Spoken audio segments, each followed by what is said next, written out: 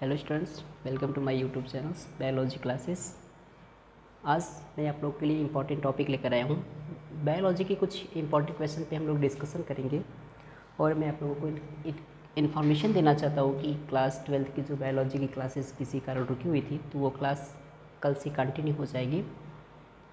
तो आज हम आपको लोग बताएंगे कि कुछ क्वेश्चन हैं, जैसे कि फर्स्ट क्वेश्चन यहाँ पे लिखा हुआ है, प्रकाश संश्लेषण की क्रिया में मुक्त होने वाली ऑक्सीजन कहाँ से आती है। ठीक है, 4 ऑप्शंस दिया हुआ है। पहला है वायुमंडल, दूसरा जल हो जाएगा और तीसरा क्या है कार्बन डाइऑक्साइड और इनमें से कोई नहीं। ठीक है, तो ये पूछ रहा है कि जो फोटोसिंथेसिस होता है यानी जो प्रकाश संश्लेषण की जो प्रक्रिया होती है उसमें ऑक्सीजन जो है कहाँ से रिलीज होती, कहाँ से वो मुक्त होती है।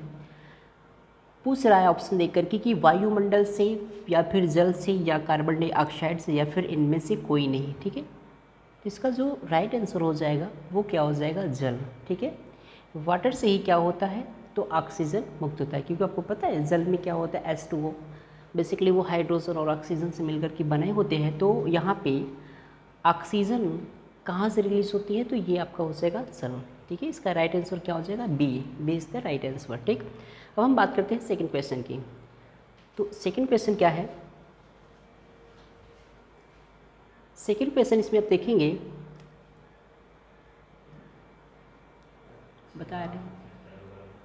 ठीक है, अब देखिए सेकंड क्वेश्चन क्या पूछा गया है कि मानव शरीर की सबसे छोटी हड्डी क्या है। ठीक है, ये पूछ रहा है कि जो ह्यूमन होते हैं, बेसिकली ह्यूमन की बॉडी में जो स्मॉलेस्ट बोन्स होते हैं उसके बारे में पूछ रहा है कि मानव शरीर की सबसे छोटी हड्डी क्या है।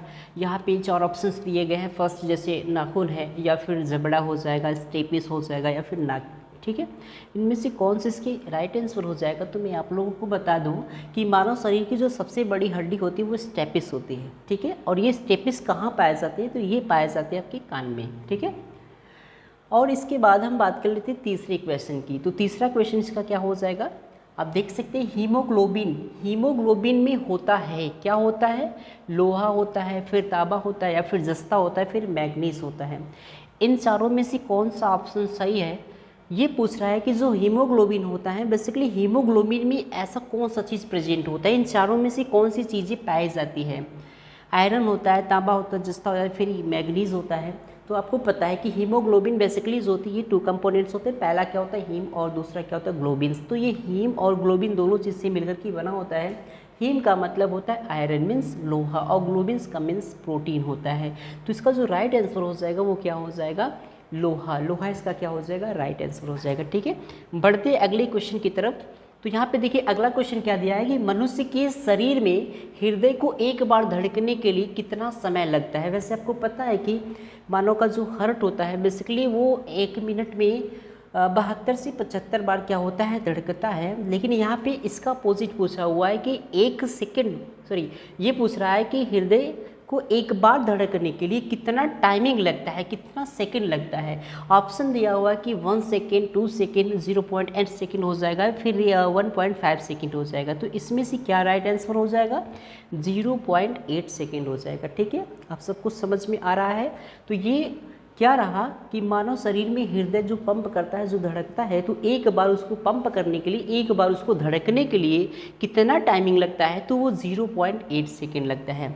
ठीक है, अब बात कर लेते हैं इसके अगले क्वेश्चन की तरफ, देख लेते हैं इसका अगला क्वेश्चन क्या है।